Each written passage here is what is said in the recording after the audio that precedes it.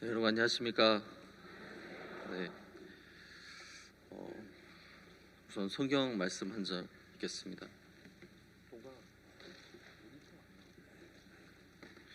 누가복음 15장 말씀 다 같이 보겠습니다.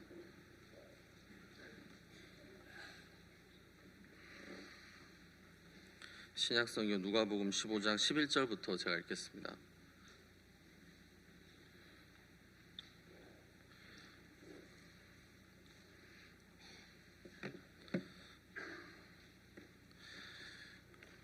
다 찾으셨으면 읽겠습니다. 또 가라사대 어떤 사람이 두 아들이 있는데 그 둘째가 아비에게 말하되 아버지여 재산 중에 내게 돌아올 분깃을 내게 주소서 하는지라. 아비가 그 살림을 각각 나눠 주었더니 그 후 며칠이 못되어 둘째 아들이 재물을 다 모아 가지고 먼 나라에 가 거기서 허랑방탕하여 그 재산을 허비하더니 다 없이 한 후 그 나라에 크게 흉년이 들어 저가 비로소 궁핍한지라. 가서 그 나라 백성 중 하나에게 붙여 사니 그가 저를 들로 보내어 돼지를 치게 하였는데 저가 돼지 먹는 쥐염 열매로 배를 채우고자 하되 주는 자가 없는지라. 이에 스스로 돌이켜 가로되 내 아버지에게는 양식이 풍족한 품꾼이 얼마나 많은고 난 여기서 줄여 죽는구나. 내가 일어나 아버지께 가서 이르기를 아버지여 내가 하늘과 아버지께 죄를 얻었사오니 지금부터는 아버지의 아들이라 일컬음을 감당치 못하겠나이다. 나를 품꾼의 하나로 보소서 하리라 하고 이에 일어나서 아버지께로 돌아가니라. 아직도 상거가 먼데 아버지가 저를 보고 측은히 여겨 달려가 목을 안고 입을 맞추니 아들이 가로되 아버지여 내가 하늘과 아버지께 죄를 얻었사오니 지금부터는 아버지의 아들이라 일컬음을 감당치 못하겠나이다 하나 아버지는 종들에게 이르되 제일 좋은 옷을 내어다가 입히고 손에 가락지를 끼우고 발에 신을 신기라. 그리고 살찐 송아지를 끌어다가 잡으라. 우리가 먹고 즐기자. 이내 아들은 죽었다가 다시 살아났으며 내가 잃었다가 다시 얻었노라 하니 저희가 즐거워하더라. 24절까지 읽었습니다. 여러분 안녕하십니까? 네. 자, 여러분 보니까 무슨 말씀을 드려야 될지 모르겠습니다. 제가 제일 부담스러워하는 것 중에 하나가 이제 말씀 전하는 거, 그리고 이제 사회 보는 거, 이제 교제하는 거 이런 건데 왜 하나님이 나에게 이런 자리를 주셨는지 아직도 잘 이해가 안 갑니다. 근간에 좀 목사님께서 지난 몇 주 12월 달에 토고에 다녀오시고 제가 크리스마스 칸타타를 하는 동안에 합창단에게 말씀을 전해주세요. 그래서 한 번씩 이제 공연을 하기 전에 이제 합창단이랑 스태프들이랑 다 모여서 말씀 전해주는 그 시간에 이런 말씀을 하셨습니다. 한번 토고 다녀오시고 나서 내가 처음 구원을 받았을 때 선산에서 내 주위에 의롭다고 하는 사람이 아무도 없었다고. 대구를 갔는데 대구에 가도 아무도 의롭다고 하는 사람이 아무도 없었다. 근데 지금은 대통령도 의롭다고 하고 장관들도 의롭다고 하고 내 주위에 의롭다고 하는 사람들이 참 많다고. 이제 그 이야기를 이제 오래 전에 있었던 그 회상을 하시면서 이야기를 해주시는데 좀 마음이 많이 울컥하더라고요. 여러분 생각해 보세요. 지금 여기에 한 2천여 분 정도 앉아 계시지만 우리가 저희는 나는 이제 구원받고 나는 의로워 하는데 만약에 여기 2,000명 중에 다 죄인이라고 하는데 나 혼자만 의롭다고 해요. 다른 사람들이 다 와서 야 너 그거 틀렸어.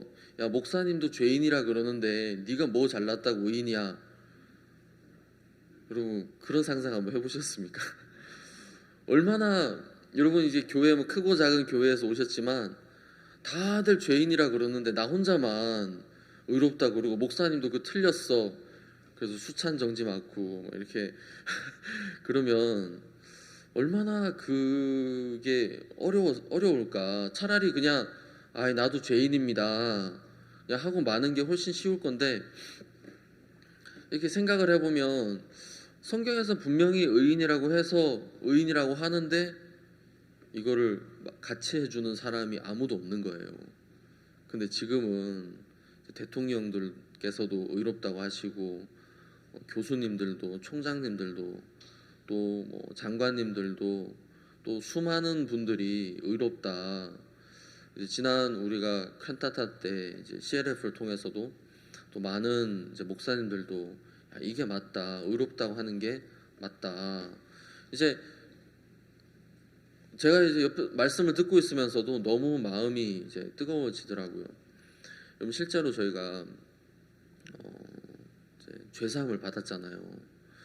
예, 그런 생각이 참 많이 들더라고요. 근간에 제가 이제 예수님은 이스라엘에서 돌아가셨는데 근데 어떻게 이 복음이라는 게 이 한국이란 나라까지 오게 됐을까? 여러분들이 계시는 교회에 있지만 그 옆에 도시에 복음을 전하는 게 쉽습니까? 어렵습니까? 상당히 어렵죠. 지금 이제 우리가 이제 교회를 좀 어려운 부분도 있지만 그래도 어느 정도 수양회도 하고 칸타타도 같이 하고 여러 가지 복음의 일을 하기에 많이 정말 죽을 만큼 어렵지는 않단 말이에요. 그런데도 옆 도시에 바로 옆 동네에 복음을 전하는 게 이게 쉽지가 않더라고요. 저희도 옆에 도시에 자꾸만 이렇게 복음을 전하려고 하지만 그게 쉬운 것만은 아니더라고요. 근데 이 복음이 이스라엘이라는 나라에서부터 한국까지 어떻게 전해졌을까 생각을 해보면 무슨 굉장히 어마어마한 많은 일들이 있지 않았을까 이제 그런 생각이 이제 많이 들더라고요. 그냥 복음 전해서 누가 턱 구원 받아가지고 거기서 교회가 세워지고 교회가 커지고 또 거기서 또 옆에 나라로 그냥 이렇게 쉽게 복음이 전해지는 게 아니잖아요. 항상 싸움이 있고 핍박이 있고 또 순교가 따랐고 그런 건데 그럼 지금까지 한국에까지 이게 넘어오는 동안 얼마나 많은 형제 자매님들이 핍박을 받았을까? 얼마나 많은 지체들이 순교를 당했을까? 얼마나 많은 사람들이 쫓겨다녔고 힘들어했을까? 이제 그런 생각을 이렇게 한 번씩 해봅니다. 상당히 많은 사람들이 순교를 당했을 거고 저희가 이름도 알지 못하는 저희가 어디서 온 누구며 어떤 사람인지 얼굴도 모르는 그런 분들이 어마어마한 핍박을 당했고 심지어는 종교 탄압이 있을 때는 많은 고문도 당했고 근데 만약에 이제 그런 분들 중에 난 더 이상은 못하겠다 이렇게 꼭 이렇게까지 해야 돼? 여러분 혹시 그런 생각 한 번씩 안 드세요? 우리가 꼭 이렇게까지 해서 복음을 섬겨야 돼? 우리가 꼭 이렇게까지 해야 돼? 하는 그런 생각 한 번씩 여러분도 드시죠? 저도 막 교제하다 보면 어떨 땐 진짜 빌다시피 제발 말씀 한 번만 들어주세요. 왜 내가 이렇게 무시를 당해야 되지? 내가 왜 이렇게 빌어야 되지? 내가 잘못한 것도 아닌데 천국에 보내주겠다고 그러는 건데 말씀 이제 전해주고 그러는 건데 제가 가서 거의 뭐 이렇게 막 제발 한 번만 들어주세요. 제가 무조건 잘못했으니까 그러다가 이제 그래도 안 받아주면 이제 한 번씩 헷갈려요.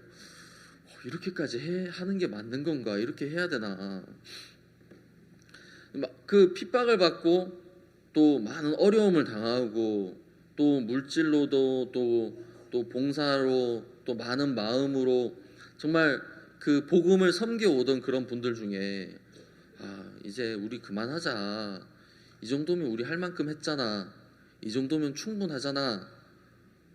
만약에 그렇게 해서 이제 그만 복음을 섬기거나 복음을 섬기는 일에 한 발자국 뒤로 물러섰다면 정말 이 복음이 한국까지 올 수 있었을까? 그런 생각이요. 제가 이렇게 생각해 보면 저희 선교회에서 또 목사님 또 많은 앞선 종들 또 많은 앞선 형제 자매님들 복음을 정말 우리가 정말 생명을 들여서 모든 걸 들여서 복음을 섬기는 동안에 지금은 이 복음이 수많은 사람들에게 전해지고 있는 거 아니겠습니까? 지난 여름에 케냐에서 세계 대회를 했습니다. 그때 이제 CLF를 했는데 목회자 기독교 지도자 연합 모임을 가졌습니다. 그때 3,500명의 목사님들이 오셨어요. 목사님들만 3,500명이 오셨어요. 그 중에 그 중에 여러분들은 수백 개의 교회를 이끌고 있거나 또 몇몇 분들은 수천 개의 교회를 이끌고 계시는 그런 목사님들까지 오셨어요. 이제 4일 동안 이제 말씀을 쭉 들으시고 4일 계속 참석하셨어요. 말씀을 듣고 너무 좋아하시는 거예요. 이제 내가 알겠다, 구원받았다. 그러면서 저희가 신청서를 돌렸습니다.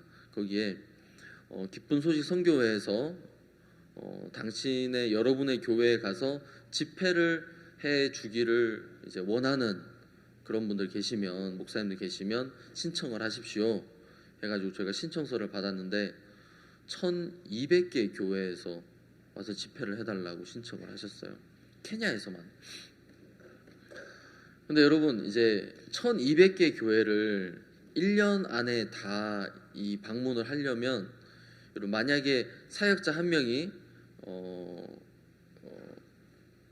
이제 이분들은 이제 일요일에 많이 모이거든요. 주중에는 안 모이고. 그러니까 집회를 하려면 일요일을 끼고 해야 돼요. 그러니까 일주일에 한 번 집회를 할 수 있더라고요. 만약에 일주일에 한 번 집회를 해서 1년 동안 1,200개 교회를 다 순회를 하려고 하니까 1년을 50주로 쳤을 때 24명의 목사님들이 필요하더라고요. 근데 저희 교회에 일이 워낙 많습니까? 부활절, 크리스마스 칸타타, 거기서부터 수양회, 마인드 강연, 케냐 교회에서도 교도소도 가야 되고 일이 너무 많으니까 제가 볼 때는 200~300개도 제대로 못 갔을 것 같아요. 한 번씩 이런 생각이 들어요. 어떤 아프리카 사람이 죽어서 이제 하나님의 심판대 앞에 섰습니다. 서가지고 너는 죄가 있으니까 지옥 가야 돼. 하나님 이의가 있습니다. 뭐야 말해봐. 사실은 제가 그때 CLF 참석해서 저희 교회 와서 복음을 전해달라 그랬는데 김요한 선교사가 사람을 안 보내줬습니다. 그래서 저희가 죄인이 됐습니다. 우리 구원받을 수 있었는데 그래서 이건 제 잘못이 아닙니다. 이거는 꼭 고려해 주시기 바랍니다. 진짜 막 그럴 것 같은 거예요. 제 마음에서. 이분들은 우리 교회 와서 말씀 전해주세요. 요즘에 그 CLF 목사님들 중에 이런 분들이 계세요. 그분들이 이제 이거 참석하시면은 말씀 노트를 굉장히 잘 적으세요. 꼼꼼하게 예화에서부터 성경 구절까지 하나도 안 빼놓고 말씀 한번 들을 때마다 3페이지, 4페이지씩 필기를 하시는 분이 많이 계세요. 그래서 이제 본인 교회에 가서 이제 말씀을 그대로 전해주고 싶은 거예요. 그래서 이분들이 이제 말씀을 듣고 복음을 듣고 야 이제 우렵게 됐다. 하나님 우리와 함께 하신다. 우리를 도우신다. 이제 믿음으로 가자. 그래서 그대로 이제 그 교회에서 말씀을 전합니다. 말씀을 쭉 다 전하고 네 그럼 이제 여러분 아시겠죠? 예 알겠습니다. 그래 이제 여러분 의인입니까? 죄인입니까? 죄인입니다. 그래가지고 다시 한 번 더 제가 해가지고 또 말씀을 쫙 전하고 이제 여러분 이제 아시겠죠? 네 알겠습니다. 그러면 여러분 이제 의인입니까? 죄인입니까? 그럼 죄인입니다. 그러니까 목사님들이 다시 선교사님들을 찾아오는 거예요. 내가 우리 교회에서 말씀을 전하는데 이게 잘 안 된다. 그래서 선교사님이 우리 교회 와서 그때 나한테 전해줬던 거 그대로 한번 전해주면 우리 교회 교인들이 다 구원을 받을 것 같다. 그러면서 이렇게 부르는 분들이 되게 많아요. 너무 좋잖아요. 진짜 수많은 분들이 복음을 듣고 싶어서 야 이게 진짜 말씀이다. 이게 복음이다. 듣고 싶어서 막 부르고 있는데 한 번씩 그런 생각이 드는 거예요. 밥을 먹고 있다가 그 생각이 들면 내가 그냥 여기서 밥을 먹고 있어도 되나? 그냥 딴 건 모르지만 그냥 뭐 작은 교회든 큰 교회든 가서 뭐 하루에 한 번이라든지 하루에 뭐 2번이라든지 교회 가서 거기 가서 복음을 전해야 되는 것 같고 거기서 복음을 이야기하고 있어야 될 것 같고 이제 그런 생각들이 들 때가 자주 있습니다. 제가 이렇게 여러분들 보면 여러분도 지금 뭐 하십니까? 라는 생각이 들 정도로 그냥 예, 잘 들으시기 바랍니다. 오해하지 마시고 그냥 재산 다 팔아가지고 아프리카 가서 시골에 가가지고 그런 이제 막 복음 전해달라는 교회 가서 복음 전하고 남은 평생 거기서 그렇게 살아도 살면 여기서 사는 것보다 아마 10배에서 100배는 더 행복하지 않을까? 그런 생각이 들 정도로 그분들은 너무 순수하고 복음을 듣고 싶어 하시고 제가 이렇게 생각해 보면 정말 목사님 선산에서 구원을 받으셨을 때 주위에 아무도 의롭다고 한 사람이 없는데 이전에 저희가 한 반 농담으로 얼마 안 있으면 집회에 들어오고 싶어도 너무 사람이 많아서 못 들어오는 그런 때 막 창문으로 사람들이 듣고 있으면 창문 닫아버리고 늦게 왔으니까 듣지 마. 그럴 때가 올 거다라는 그런 이야기 한 번씩 저희가 했었잖아요. 근데 지금 정말 저희가 뭐 큰 장소가 있어서 다 모일 수 있는 거지 실제로 여러분 강남교회에서 연합 예배 하면요 7시에 이제 일요일 저녁에 연합 예배 드리잖아요. 그러면 7시까지 안 오면 본당에 들어갈 수가 없습니다. 거기가 2,000석인데 형제자매들이 자꾸만 이제 이게 모이면은 서울에 다 모이면 2,000명이 좀 넘거든요. 2,500이나 뭐 그렇게 거의 3,000명 좀 안 되게 모이기 때문에 형제자매 자꾸만 빨리 오세요. 빨리 와야지 본당에 적어도 본당에는 앉아야 되니까 7시 전에 안 오시면 진짜 예배당에 들어갈 수가 없어요. 그래서 그냥 지하 3층에서 액정 보고 1시간 차 타고 왔는데 액정 보고 말씀 들으면 너무 아쉽잖아요.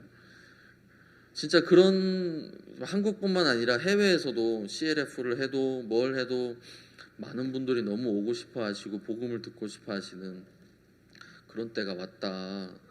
너무 감사하고 소망스럽고 정말 이 한국에까지 복음이 전해지기 위해서 여러분 얼마나 많은 분들이 핍박을 받고 순교를 당하고 어려움을 겪었겠습니까? 근데 저희가 이렇게 구원을 받아서 하나님을 섬기는 그 모습들이 그분들에게는 얼마나 큰 기쁨이 되겠습니까? 저희는 누군지는 몰라요. 누구한테 고맙다고 해야 될지 하나님밖에 없는데 정말 그 많은 지체들이 많은 성도분들이 그 핍박을 통해서 또 그 어려움을 통해서 그들의 삶을 드림을 통해서 이 복음이라는 게 이어지고 있고 저희가 뭐 남태평양에 많은 작은 섬들 있잖아요. 어떤 데는 아직도 옷을 제대로 못 입고 다니는 곳, 어떤 곳은 유아 사망률이 세계 1위인 미생이라는 걸 전혀 몰라서 그런 안타까운 현실이 있는 그런 나라도 많이 있고 그런 곳에 가서 복음을 전하다 보면 이 복음이 너무 귀하다, 너무 놀랍다라는 생각이 정말 많이 들고 이렇게까지 이런 나라에까지 복음이 전해질 수 있도록 하나님께서 우리들에게 큰 복을 주셨다라는 생각을 하지 않을 수가 없습니다. 여러분들 앞에 얘기하려니까 되게 긴장이 되네요. 저희 교회에서 얘기할 때는 되게 좋았는데 제가 그 칸타타 이런 사회 보면 보통 이제 1,000명, 이제 많으면 3,000명, 또 세계 대회 하면 뭐 5,000명 그렇게도 있는데 사실 그때는 별로 안 떨리거든요. 근데 수양회만 오면 이게 몸에 땀이 나기 시작하고 뭔가 여러분들에게 뭐 좋은 얘기를 해야 되는데 저한테는 좋은 게 없으니까 긴장이 많이 되고 부담이 많이 됩니다. 제가 그 근간에 저희 저희 교회 형제가 한 명 있습니다. 젊은 장년 형제인데 작년에 2019년도죠 세계 대회 교사로 다녀왔어요. 고등학교 교사를 하는 그 형제인데 이제 세계대 교사로 되게 가고 싶어 하더라고요. 부담은 되지만 근데 이제 학교에 이제 휴가를 신청을 하니까 휴가를 학교 이제 고등학교 반을 맡고 있는 담임 선생님이기 때문에 휴가를 잘 안 내주는 거예요. 일주일만 내달라 그래도. 아니 반을 맡고 있는데 어떻게 하려고 그러냐. 아니 반을 맡고 있어도 이렇게 휴가가 있는 거고, 내가 쓸 수 있는 휴가가 있는데 내가 쓰고 싶을 때 이걸 왜 못 쓰느냐. 난 여기 꼭 가야겠다. 근데 뭐 교장 선생님, 교감 선생님 다들 가지 마라, 안 된다, 허락을 해줄 수 없다. 근데 그렇게 해가지고 휴가를 안 보내주려고 그래요. 근데 이제 세계대회 교사 워크숍을 이제 하루 참석을 했습니다. 참석을 하고 저희 교회에는 굉장히 특별한 분들이 많아요. 뭐 크리스마스 칸타타 초청하러 절에 가서 주지 스님한테 이제 후원해 달라고 그러는 분에서부터 해가지고 뭐 저희 교회 평범한 분은 거의 없어요. 그 다음부터 절에 많이 다니더라고요. 칸타타에서. 스님도 구원을 받으셔야 되잖아요. 근데 또 좀 특별한 이제 젊은 장년 형제 한 명 있어요. 그래서 목사님께 질문을 하나 했습니다. 목사님, 사실 저는 영화 보는 것도 좋아하고 또 쉬는 것도 좋아하고 또 제가 좋아하는 게 너무 많은데 목사님, 이런 마음이 들 때 어떻게 해야겠습니까? 여러분, 그런 마음 들 때 어떻게 해야 되죠? 다들 그냥 그대로 받아들이면 되는 거죠. 네. 목사님께서 그 질문하니까 목사님께서 영화 보고 싶으면 영화 보라고, 그리고 가서 가족끼리 맛있는 거 먹고 또 즐거운 시간 보내고 싶으면 가서 그렇게 해라, 쉬고 싶으면 쉬어라, 그리고 망해라.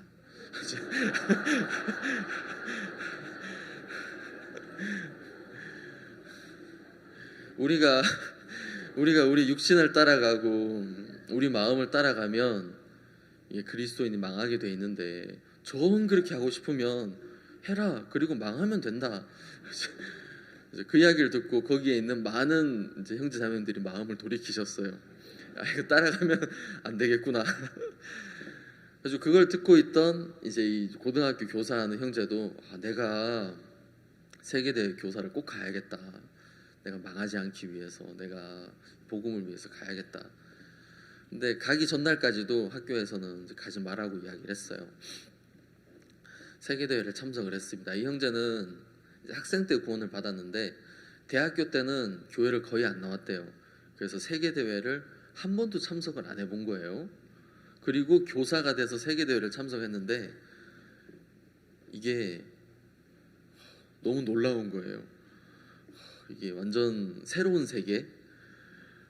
이런 것도 있었구나. 학생들은 그 형제 표현은 그래요. 자기가 볼 때는 자기는 너무 행복한데 학생들은 그냥 보통이더래요. 그리고 혼자서 막 좋아가지고 야 너무 좋지 너무 좋지. 학생들은 네 그런데 혼자서 너무 흥분해가지고 세계대회 한 주간이 어떻게 지나간지 모르게 한 주를 보내고 왔다고, 너무 행복했다고. 그렇게 다시 학교를 갔습니다. 이제 학교에서는 이제 그거 너 휴가 쓰면 징계위원회 회부된다 그래가지고 그랬는데도 이제 간 거죠. 한 달쯤 시간이 지났는데 징계위원회 뭐 소식도 없는 거예요. 그래서 자기가 서무과에 가서 물어봤대요. 내가 휴가 갔다 오면 징계위원회 회부된다 그러는데 어떻게 된 거냐고. 그리고 나서 일주일 뒤에 징계위원회 열린다고 편지가 왔대요. 제가 이 바보야, 그거를 가서 얘기를 하면 어떡해. 그걸 가서 얘기하면은 당연히 이걸 해야지, 가만히 있으면 될 거를 왜 괜히 가가지고. 제가 이제 징계위원회 회부가 됐다고 저한테 온 거예요. 목사님, 이거 어떻게 하면 좋겠습니까? 제가 속으로 자기가 다 만들어 놓고 왜 나보고. 그때 이제 제가 그 출애굽기 3장에 있는 말씀을 읽고 있었는데 한번 잠깐만 읽겠습니다. 출애굽기 3장 12절에 이런 얘기가 있습니다. 이게 그 하나님께서 모세를 부르시면서 모세에게 주셨던 약속 중에 이제 하나인데요. 출애굽기 3장 12절 하나님이 가라사대 내가 정녕 너와 함께 있으리라 네가 백성을 애굽에서 인도하여 낸 후에 너희가 이 산에서 하나님을 섬기리니 이것이 내가 너를 보낸 증거니라. 이 말씀을 제가 그때 좀 보고 있었어요. 그러면서 여기 이제 모세가 이스라엘 백성들을 애굽에서 이끌어내고 이스라엘 백성들은 더 이상 하나님을 섬길 마음이 없었습니다. 그때 이제 모세 당시에 어느 누구도 하나님을 의지하거나 하나님을 바라보거나 그럴 만한 마음이 들 수가 없었던 게 너무 오랜 시간 동안 하나님이 이스라엘 백성들을 위해서 아무것도 하지 않으신 것처럼 그들에겐 보였으니까 이스라엘 백성들이 더 이상 하나님을 섬기지 않는 거예요. 하나님 믿음으로 나아가지 않고. 근데 이제 모세를 통해서 이스라엘 백성들을 이끌어낸 다음에 하나님이 하시는 말씀이 이 백성들이 이제 나를 섬기리라. 그게 무슨 뜻이냐 하면 하나님 모세를 통해서 하나님이 살아계시는 것을 이스라엘에 나타내시겠다. 하나님이 이스라엘 백성들과 함께 하시는 것을 보여주시겠다. 그 말이잖아요. 그렇게 제가 이걸 보면서 우리가 어려움을 겪는 것, 우리에게 어떤 일들이 일어나는 것, 우리가 만나는 부담스러운 것들, 이런 것들은 그냥 우리에게 있는 부담이 아니라 이것은 하나님이 살아계시는 것을 나타내기 위함이지 않느냐. 그러면 하나님이 그냥 살아계시는 것을 나타내서 나 살아있어 하고 끝나는 게 아니라 하나님이 살아계시니까 그것을 본 많은 사람들이 하나님의 백성이 되고 하나님을 섬기는 사람이 되도록 이끌어 가시는 게 하나님의 뜻이잖아요. 그래서 형제에게도 제가 이게 하나님의 마음이다. 형제가 직장에 다니는 것도 하나님이 살아계시는 것을 나타내고 그걸로 하여금 직장에 있는 사람들이 구원을 받고 하나님을 섬기게 될 것이다. 이게 내가 너를 보낸 증거다. 하나님이 이렇게 이야기하신다.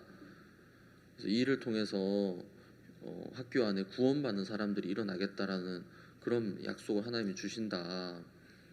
얘기하니까 본인도 목사님 저도 저희 그 학교의 학생들이 구원을 받기 위해서 많이 기도를 하고 있었습니다 하면서 이제 돌아갔습니다. 이제 징계위원회가 열리고 끝나고 나서 징계위원회는 이렇게 어느 정도 잘 마무리가 되고 그건 이제 중요한 게 아니고 그리고 나서 이 형제가 학생들을 이제 상담을 할 일이 자꾸만 생기는 거예요. 여학생 여러 명이 학생 한 명을 괴롭혀가지고 이 학생이 어려워서 찾아오니까 이제 한 2시간 동안 상담하고 복음 전하고 또 괴롭혔던 아이들 불러가지고 이게 또 이제 아이들 마음의 세계에 대해서 이야기해주면서 그 학생들에게도 이제 교제를 시작하고 그러면서 지금은 5명의 학생들이 교회를 나오고 있어요. 이제 이게 가을에 있었던 일인데 그래서 교회를 나오기 시작하고 집회 참석해서 이제 복음을 듣고 구원을 받고 크리스마스 칸타타도 오고 이제 수양회도 온다 그러고 형제가 목사님 저 징계 좀 받았는데 이거는 제 마음에 아무 문제가 안 되고 학생들 칸타타 때도 학생들 한 여러 명 데리고 와서 저한테 인사시키더라고요. 인사해 우리 교회 목사님이야. 안녕하세요. 어떤 학생들은 선생님 저 작년에 그 칸타타인가 뭔가 그 보여줬는데 올해는 안 보여주세요. 어떤 학생은 올해 보고서 선생님 저 내년에도 또 보여주세요. 그 학생들 이제 그렇게 말했던 학생들은 지금 교회 나온 학생이 아닌데 마음에 너무 소망스러운 거예요. 이 학생들이 구원을 받겠구나. 이 학생들이 한 명씩 하나님 앞에 돌아오겠구나. 제가 그걸 보니까 우리가 어려움을 겪는다 그냥 그것만 보고 생각했는데 우리가 이런 어려움이나 부담 하나님이 이런 것을 우리에게 허락하신 이유가 있는데 그것은 하나님이 살아계시는 것을 나타내시고 하나님을 믿지 않는 사람들이 하나님을 믿어야 될 사람들이 하나님 믿지 않고 있는데 그 사람들이 하나님을 믿도록 구원을 받도록 하나님이 역사하시는 그게 하나님의 뜻이구나. 여러분들 지금 생활고 때문에 어렵다 아니면 직장 상사가 어렵게 한다 무슨 여러 가지 어려움이 있다라고 마음이 드신다면 여러분 이 말씀을 한번 믿어보십시오. 하나님께서 이런 어려움을 부담스러움을 통해서 하나님 살아계시는 것을 나타내시고 내 주위에 하나님을 섬기는 사람들을 일으켜 세우시겠다. 그런 역사를 하나님이 하시겠다. 여기서 그래요. 이것이 내가 너를 보낸 증거니라. 하나님께서 우리를 이 땅에 두신 그 목적, 그 이유가 이거라고 이제 이야기를 하시는 거잖아요. 하나님께서 내가 직장이면 직장, 내가 함께하는 곳이면 함께하는 곳, 교회가 나에게 가게 하시는 곳이면 거기, 하나님께서는 네가 거기 가면 너가 만나는 사람들이 하나님을 섬기게 된다. 다른 말로 하면 이제 너를 통해서 하나님이 나타나고 그것을 본 사람들이 이제 하나님을 믿기 시작한다. 이게 내가 너를 보낸 이유고 이게 내가 너를 보낸 증거다. 너무 감사하더라고요. 여러분, 저희들은 보통 사람들이 아닙니다. 여러분, 제가 그 목사님께서 토고 다녀오시고 그 이야기를 하시고 나서 이런 생각이 좀 들더라고요. 예수님이 십자가에 돌아가셨을 때 얼마나 많은 사람들이 예수님 앞에 가서 내가 의롭게 돼서 감사하다, 하나님 너무 감사합니다, 그런 말을 했을까, 그런 생각을 좀 해보게 됩니다. 여러분, 그 당시에 예수님 돌아가셨을 때 많은 사람들은 이스라엘 유대라는 나라를 로마의 압제에서 건져낼 그런 선지자라고 많이들 생각을 했습니다. 그래서 예수님이 십자가에 돌아가신 걸 보고서 야, 우리는 로마에서 벗어나기는 글렀다. 이제 누가 우리를 로마의 압제에서 건져내지? 하는 이제 그런 생각을 많이들 했었습니다. 그리고 사도 바울이 이제 편지를 썼던 많은 서신서 부분에서 그 초대 교회들도 많이 교회가 작았었고요. 그러니까 예수님이 이적을 행하시는 것도 많은 사람들이 봤고 많은 예수님의 역사를 봤지만 실제 예수님이 오신 목적은 사람들의 죄를 씻기 위함인데, 근데 그걸 믿는 사람들은 별로 없었다라는 거죠. 여러분, 저 그런 생각이 들더라고요. 저희가 아프리카에 가면 또 아니면 조금 가난한 그런 나라에 가보면 많은 부분에 좀 열악하다, 불편하다, 이제 몸이 말입니다, 느낄 때가 많이 있습니다. 그래서 근데 이제 그런 데는 저희가 잠깐, 길면 한 달, 짧으면 2주 그렇게 갔다 오니까 문제가 없는데, 예수님께서 우리의 몸을 가지고 이 땅에 오셨다. 얼마나 불편했을까, 그런 생각을 해봐요. 여러분, 여름에 모기 물리면 간지럽잖아요. 예수님이 퍽퍽퍽 긁으면서 이건 도대체 내가 왜 모기를 만들었을까 그러면서, 내가 이렇게 내려올 줄 알았으면 모기는 안 만드는 건데, 겨드랑이에 막 땀이 나면서 막 더워가지고 막 이렇게 하면서 내가 계절을 봄이랑 가을만 만들었어야 되는데 왜 여름이랑 겨울을 만들어서 이렇게 덥고 춥지? 조금만 더 참자. 33년만 참으면 되니까. 그냥 농담입니다. 얼마나 불편하셨을 것 같아요. 진짜 예수님이 우리가 살아가는 모습들, 우리 사람들이 싸우는 것도 왜 이렇게 싸울까, 미워하는 거 왜 미워할까, 모든 부분에 예수님은 진짜 하나부터 열까지 육체만으로 본다면 불편하지 않은 게 하나도 없었을 것 같아요. 근데 예수님은 그건 이제 마음에 두지 않으시고 이제 우리를 구원하기 위해서 오셨잖아요. 그런데 예수님에게 침을 뱉고 사람들이 채찍질하고 예수님을 무시하고, 그렇게 정말 예수님은 모든 걸 다 드려서 이제 인류의 죄를 다 씻으셨습니다. 근데 그렇게 해서 십자가에서 돌아가셨는데 사람들이 알아줬느냐? 그렇지 않잖아요.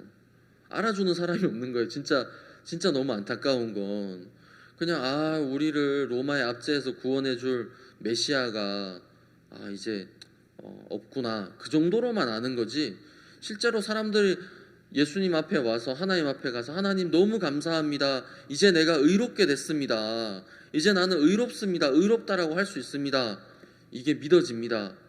그렇게 말한 사람들은 별로 없었단 말입니다. 여러분 한번 생각해 보세요. 만약에 저희들 여러분 다 죄사함 받으셨죠? 네, 여러분 의롭습니까? 여러분들이 제가 하나님 앞에 가서 하나님 나는 이제 의로운 게 믿어집니다. 나는 이제 의롭습니다. 나는 이제 어떤 상황에서도 의롭다라고 할 수 있습니다.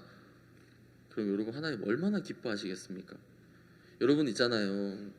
그 자매님들이 제가 저희 교회에서 과일 사라다를 하는 걸 한번 봤어요. 뭐 과일 사라다 만드는데 정말 한 부인 자매님들 한 30명 넘게 와가지고 북적북적 하는 거예요. 아니 무슨 과일 사라다를 만드는데 30명이나 와야 돼. 저희 집사람한테 도대체 이게 뭐야? 그러니까 모르면은 가만히 있으라고 그러더라고요. 거의 한 1,500인분 과일 사라다를 만드는데 제가 근데 보니까 보는데 너무 화가 나는 게 있는 거예요. 신체 건강한 키도 크고 젊은 이제 자매님들이 귤을 까고 있더라고요. 근데 이제 허리가 좀 굽은 모치님이 레몬즙을 짜고 있는 거예요. 모치님이 막 끙끙대면서 막 즙을 짜고 있는데 아니 이게 도대체 무슨 이런 일이 다 있어 교회에. 아니 이렇게 젊은 자매님들은 귤 껍질을 막 까고 있고 모치님은 레몬즙을 막 모치님 주세요. 내가 짤 테니까. 제가 막 레몬즙을 막 짰어요. 그래서 자매님들한테 아니 자매님 너무 하신 거 아니에요? 어떻게 저런 모치님은 저런 힘든 일 시키고 자매님 이런 것만 하세요? 그 자매님들이 목사님 모르시면 가만히 계세요. 그러면서 이거 아무나 하는 거 아닙니다. 귤을 까는데 과일 사라다 할 때는 그 흰 줄까지 뭐 다 뜯어내야 된다 하더라고요. 이거는 신체가 건강하고 눈이 좋아야지 할 수 있는 거지 나이 드신 분들은 못 합니다. 그래서 특수하게 저희들만 할 수 있는 말은 맞는 것 같은데 이게 왠지 마음은 불편하더라고요. 옆에 가니까 이제 감을 자르고 있어요. 감을 자르는데 이제 감을 자르는 자매님 그냥 탁탁탁 이렇게 자르면 될 걸 이게 네모난 감 쪼가리 하나를 가지고 그걸 대고서 거기에 맞춰서 쫙쫙 자르는 거예요. 부인 자매님들 아시네요. 자르니까 아니 뭐 이거를 감 자르는 거 뭐 이걸 굳이 이렇게 잘라야 되냐. 목사님 그런 얘기 하지 마세요. 규격에 맞추지 않으면 다 빠꾸 당합니다.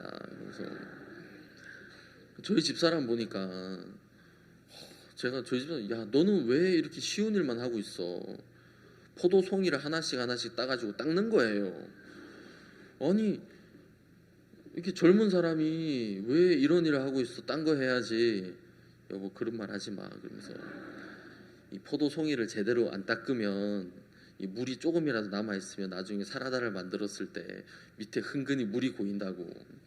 그래가지고 이거를 하나하나 닦는 게 얼마나 어려운 건지 아냐 그러면서 진짜 하나를 온갖 정성으로 이렇게 그냥 대충 여러 개 해가지고 싹 이렇게 해서 닦고 뭐 좀 부족한 건 드라이기 같은 거로 싹 불어버리면 다 마를 건데 왜 굳이 그렇게까지 해야 되는지. 진짜 뭐 사과도 이제 진짜 규격에 맞춰서 자른 다음에 마요네즈로 이제 한번 코팅을 하더라고요. 목사님 이걸 안 하면 나중에 사과 색깔이 변합니다. 코팅하고 지극정성으로 과일 사라다를 만들었어요. 그래서 그날 제가 결혼식을 가서 과일 사라다를 못 먹었습니다. 이거는 전에는 이제 아무것도 모를 때는 그냥 먹었는데 이걸 알고 나니까 이거는 과일 사라다가 아니라 정성과 예술이구나. 이걸 모르는 사람은 과일 사라다를 먹을 자격이 없는 거구나. 이걸 보면서 이거는 이제 하나씩 먹으면서 보는 거죠. 이거 귤 진짜 잘 뗐다. 감 크기 너무 좋아. 막 그렇게 지극정성으로 만들었는데 남편이 와가지고 뭐야 불평하면 얼마나 속상해요. 그냥 먹고서 아무 말도 안 하면 얼마나 속상합니까? 여러분 사실 저희가 조금만 이렇게 마음 들였을 때 누가 안 알아주면 마음이 많이 상하잖아요. 그런 것 때문에 많이 어려워들 하실 때 있잖아요. 근데 예수님은 과일 사라다 만든 그 정도도 아니고 저희가 뭐 전도를 하기 위해서 정말 그렇게 한 그것보다도 훨씬 더 많이 그 모든 걸 다 들여서 죄를 사했는데 알아주는 사람이 없는 거예요. 그래서 여러분들 그냥 진짜 여러분들이 온 정성을 다 들여서 딱 밥을 차렸는데 누가 와서 엎어버리면 진짜 칼부림을 한번 하고 싶을 정도 되겠죠. 제가 볼 때도 그럴 것 같아요. 한 번씩 부엌에 가서 이제 보면은 그럴 때가 많아요. 야, 이렇게 지극정성으로 만드는데 진짜 한 번씩 저희 교회에서 그 게차를 만들 때가 있더라고요. 아십니까? 멍멍이차. 멍멍이 머리만 쫙 해가지고 그게 목에 좋다 그러면서 저희 집사람이 얘기를 해주더라고요. 여보 게를 가져와, 게 머리만 가져와서 칫솔로 이빨을 싹 다 닦고 이제 면봉에서 귀를 다 파내고 깨끗하게 닦은 다음에 고운데요. 고와가지고 차를 만들면 그게 그렇게 좋다고 칸타타 할 때마다 그거를 끓여요. 그럼 부엌에 한 번씩 가면 게 머리가 쫙 이렇게 그래서 장갑 다 끼고 이제 칫솔 하나씩 다 들고 이제 닦는 거예요. 진짜 그 지극정성으로 하더라고요. 저한테 막 얘기해 주는데 어우 저도 듣기만 해도 나는 그거 못 먹겠다. 진짜 부엌에 가서 보면 야, 지극정성이다. 저희 교회에서는 빨래비누도 만들어요. 빨래비누도 만들고 뭐 매주도 쓰고 자매님들 뵈면은 진짜 김치 하나도 그냥 먹을 수 없을 만큼 빨래비누도 그냥 함부로 못 쓰게 그냥 그런 것만 해도 저희들 막 알아주면 그래서 제가 부엌에 자주 갑니다. 가서 이거 빨래비누 너무 잘 된다고 김치 너무 맛있다고 한마디씩만 해줘도 자매님들이 시험이 다 사라져 버려요. 이거 과일 사라다 누가 만들었냐고 너무 맛있다 그러면 시험 들었던 자매님이 바로 영적인 사람으로 변해버려. 진짜 우리는 그런 것만 해도 그런데 예수님이 그걸 다 드려서 예수님이 우리가 그거를 몰라주는 거잖아요. 많은 사람들이 특히 예수님이 돌아가셨을 때 내가 예수님이었다면 진짜 사람들에게 벌을 내렸을 것 같아요. 진짜 막 불로 꼬실라 버린다던가 진짜 발끝에서부터 막 따끔따끔한 고통을 줘가지고 잠도 못 자게 만들다던가 너 왜 이거 몰라줘 막 그러면서 여러분 생각해 보세요. 지금 우리가 하나님 앞에 하나님 내 죄를 사해 주셔서 나는 의롭게 됐습니다. 감사합니다. 그러면 하나님 얼마나 기뻐하시겠습니까? 하나님 만약에 이곳에 계신다면 하나님 시험 안 되시겠지만 시험 든 하나님이 기뻐서 아마 춤을 추실 거예요. 고마워. 알아줘서 고마워. 고맙다고 해줘서 고마워. 예수가 십자가에서 죽은 그 피의 능력을 알아줘서 너무 고마워. 야 내가 너를 보니까 내가 막 기분이 좋아진다 그러면서 예수님이 아마 여러분들 막 하나님이 손 딱 쏘하면서 고맙다고 정말 그렇게 다니실 것 같더라고요. 너무 고마워서. 여러분 저희들이 어떤 사람이냐 하면 저희들이 의롭다 하는 이것으로 하나님을 정말 기쁘게 해드리는 저희가 그런 사람들입니다. 저희 마음에 예수님이 계신다. 그냥 우리가 그냥 하루하루를 살아가는 것 같지만 그냥 우리는 평범한 그런 사람들이 아니라 우리는 구원받은 이것만으로도 하나님을 기쁘시게 만드는 그런 사람들이란 말이에요. 저희가 정말 너무 안타까운 건 제가 오늘 탕자 이야기를 읽었습니다. 누가복음 15장에 제가 하고 싶은 이야기 중에 오늘 하나만 좀 짧게 얘기를 해보겠습니다. 탕자는 볼 수 없는 것이 있었습니다. 탕자가 돼지우리 속에서 고통을 하고 있었잖아요. 그가 고통을 하고 있었던 것은 그가 볼 수 없었던 것을 보지 못하는 것을 아직 보지 않았기 때문에 고통을 하고 있는 겁니다. 없어서 그런 게 아니라 제가 무슨 말인지 이해 가시죠? 탕자의 아버지는 탕 둘째 아들이 떠날 때부터 둘째 아들이 어떤 사람인 줄 알았어요. 그래서 아들이 떠나고 시간이 좀 지나니까 이때쯤 되면 옷이 헤어지겠지, 신발이 헤어지겠지. 그래서 옷도 준비하시고 신발도 준비하고 이때쯤 지나면 얘가 돌아와도 얘는 소심하니까 내가 아들이라고 불러줘도 자기는 난 아버지 나를 아직도 싫어하실 거야, 그렇게 생각할 수도 있어. 그래서 내가 반지를 준비해야겠다. 그래서 아들을 위해서 반지도 준비하시고, 이제 올 때가 됐는데 하면서 이제 둘째 아들을 아버지는 기다리고 계셨습니다. 아들에게는 아버지에게 돌아갈 수 없었던 이유, 그런 이유가 아들에겐 충분히 있었어요.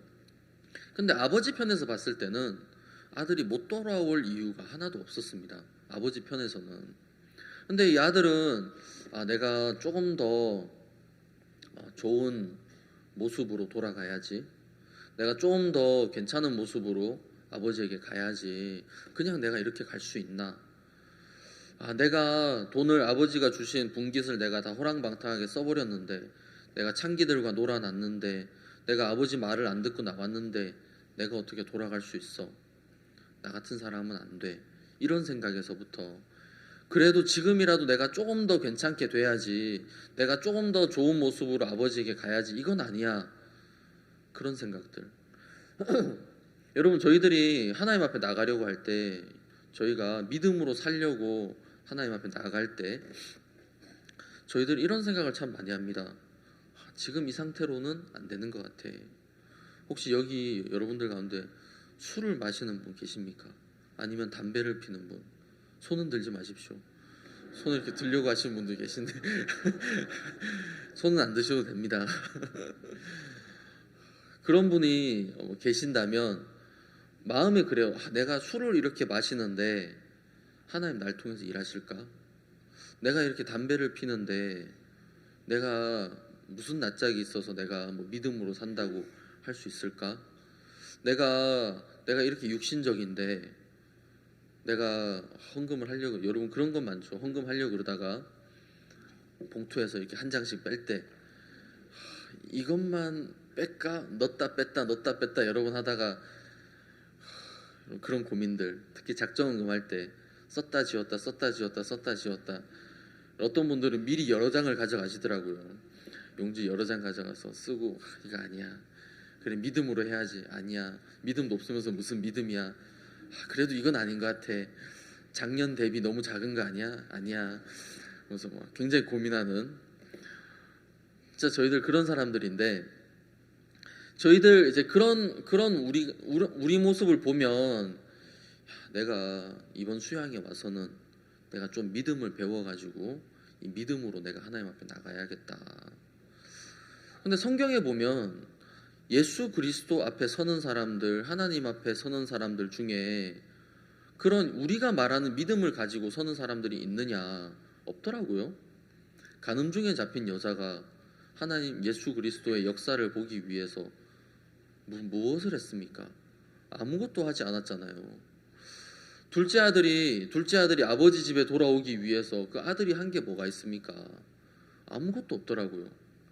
근데 여러분 다시 한번 생각해 보시면, 우리가 신앙생활이 어렵다라고 하는 이유가 있다면 그것은 내가 하나님 앞에 나가지 못하게 하는 것들, 내가 보기에 이런 거는 내가 안 좋아, 이것은 나에게 이런 마음은 가져서는 안 돼, 내가 이런 말은 하면 안 돼, 내가 이런 생각을 가지면 안 돼 하는 그런 수많은 것들 있잖아요. 근데 아버지가 볼 때는 어떻습니까?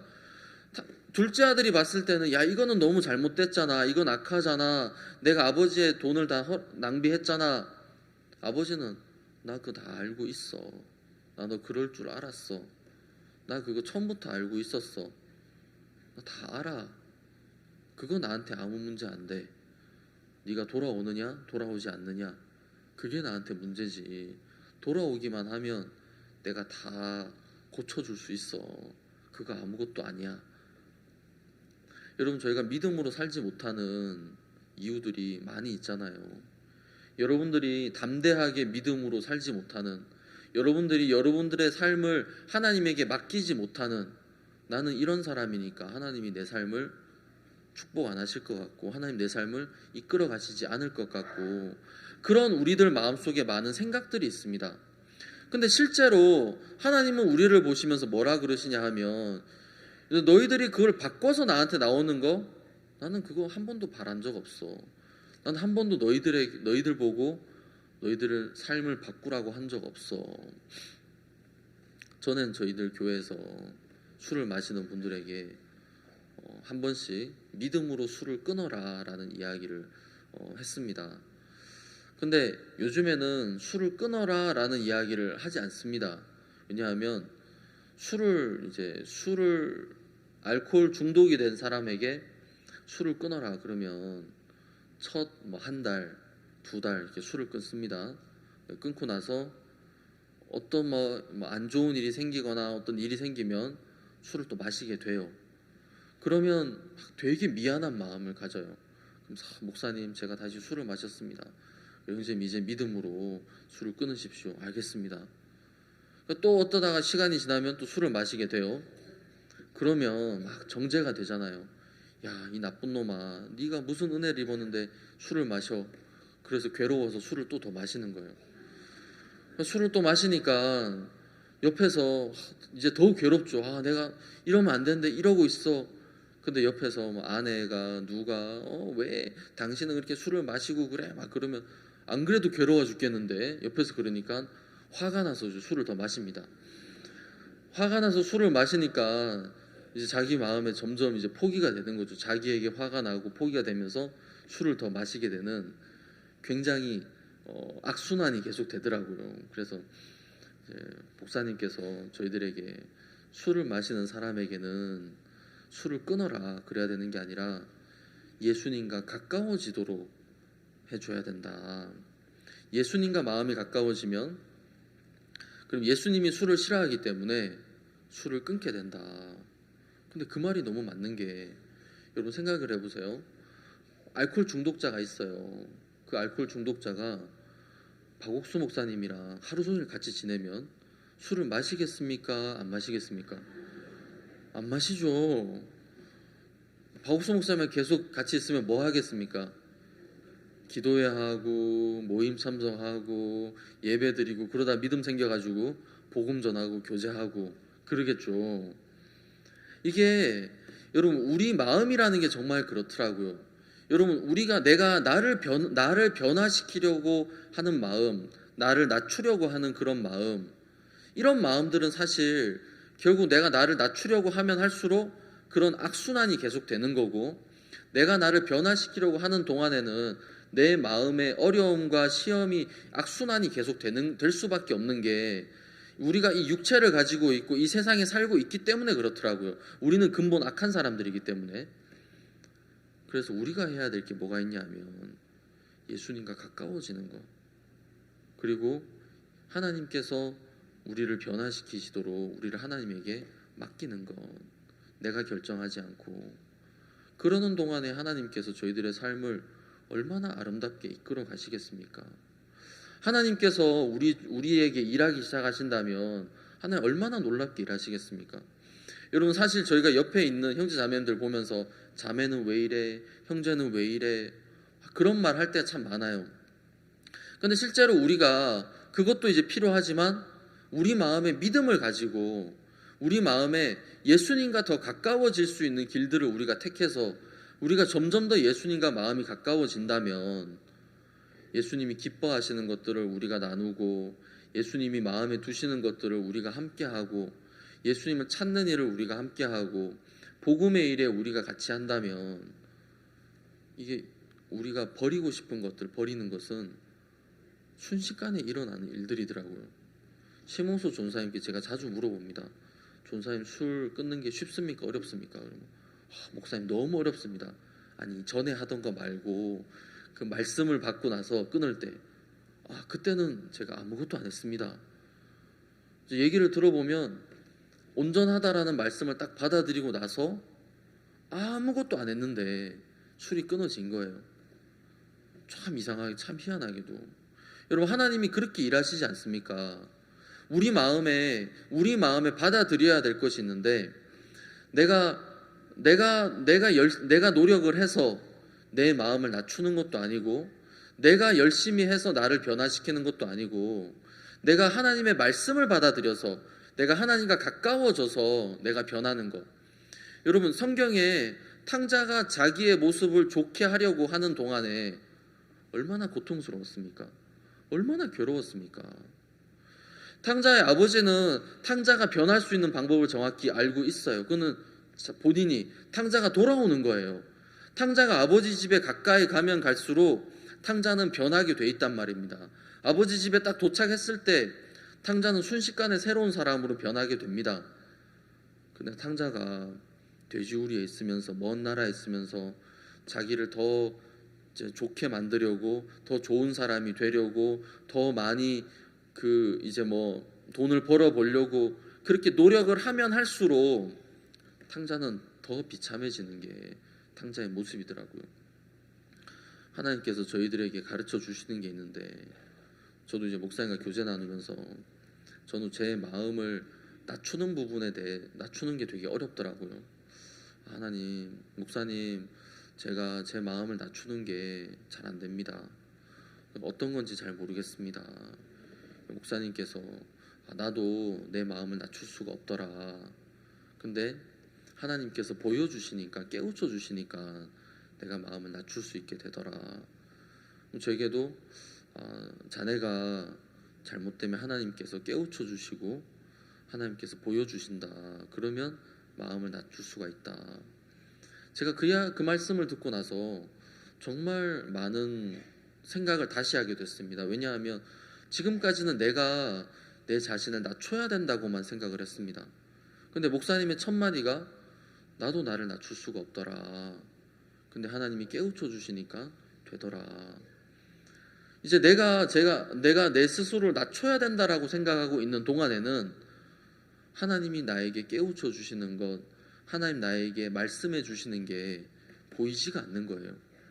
탕자가 스스로 자기를 바꾸려고 하고 있는 동안에는 아버지 집에 있는 게 보이지 않는 거예요. 아버지 집에 있는 것이 상상도 되지 않고 마음에 떠오르지 않는 거예요. 근데 그러다가 이제 내가 여기서 죽겠구나, 나는 이제 끝이구나, 나는 이제 안 되는구나, 내가 날 더 이상 바꿀 수 없구나, 그걸 알게 됐을 때 그때 아버지 집이 마음에 그려지기 시작하고 그 발걸음이 아버지 집으로 가면서 탕자가 변한 거잖아요. 여러분, 저희가 버려야 되는 마음이 하나가 있습니다. 그것은 내가 나를 바꾸려고 하는 마음. 그 마음, 내가 바뀌지 않는 나를 보면서 내가 고통스러워하는 그 마음은 원래 내가 나를 바꿔야 된다는 그런 마음에서부터 비롯된 겁니다. 우리가 바뀌지 않은 내 자신도 이게 하나님 앞에서 문제가 되지 않더라고요. 간음 중에 잡힌 여자를 보면서 예수님이 간음한 그것으로 예수님 문제를 삼으셨습니까? 절대 그렇지 않습니다. 38년 된 병자를 예수님이 보시면서 네가 병을 그렇게 오래 앓은 것은 너 죄 때문이야. 날 때부터 소경된 사람을 보면서 예수님 뭐라고 하셨습니까? 하나님이 하시는 일을 나타내고자 함이라고 하셨습니다. 여러분, 우리들의 변하지 않는 모습이 하나님에게선 하나님이 일하실 수 있는 조건이 되는 것이고, 하나님이 거기에다가 하나님 일을 하시겠다고 하시는 것이지, 그 모습을 목사님, 나는 20년 동안 있었는데 변하지 않아요. 저희 교회도 그런 자매님 계시거든요. 목사님, 저는 30년, 지금 35년째, 36년째인데 저는 하나도 변한 게 없어요. 제가 그 자매님께, 그래서요? 나는 아무 문제가 안 되는데, 저는 아무 문제가 안 되는데요. 그게 뭐가 문제예요? 이야기에 이제 교제를 해 들어갑니다. 참 신기한 건, 그러면 이제 표정이 변하기 시작해요. 맨날 머리 아프다, 나는 힘들다, 나는 안 변한다, 그러다가 마음이 예수님과 가까워지는 거예요. 그러면 형편은 똑같은 것 같은데 마음이 더 밝아지고, 그래, 이게 문제가 아니구나, 그러면서 마음이 복음을 향해서 가게 되는 겁니다. 여러분, 저희들이 가장 정말 잘못된 마음이 있다면 그것은 내가 나를 바꾸려고 하는 그 마음일 겁니다. 그 마음을 우리가 버리고 내가 나를 바꿀 수 없는 것을 내가 알고 내가 하나님에게 맡겨졌을 때 하나님께서 저희들을 바꾸시는 것을 확실하게 볼 수가 있습니다. 저희들의 마음은 그릇이라고 합니다. 여기에 무엇을 담느냐? 이제 예수님과 우리가 가까워진다면 저희는 예수님과 굉장히 예수님의 마음에 따라 살 수 있고, 또 예수님과 멀어진다면 우리는 또 악하게 살아갈 수밖에 없는 그것이 실제 저희들의 모습이더라고요. 그래서 여러분들 신앙이 어렵다 그러면 분명히 여러분들은 탕자처럼 내가 나를 바꾸려고 하고 나를 보고 있는 그렇기 때문에 그럴 겁니다. 그래서 이제 여러분들이 무엇을 바꾸려고 하지 마시고 예수님과 가까워질 수 있는 길, 예수님과 좀 내가 가까워질 수 있는 길이 무엇일까, 그런 부분에 대해서 여러분 생각하시고 찾아갈 수 있다면 신앙에 큰 도움이 될 줄 압니다. 그리고 하나님께서 일하실 줄 믿습니다. 기도드리겠습니다.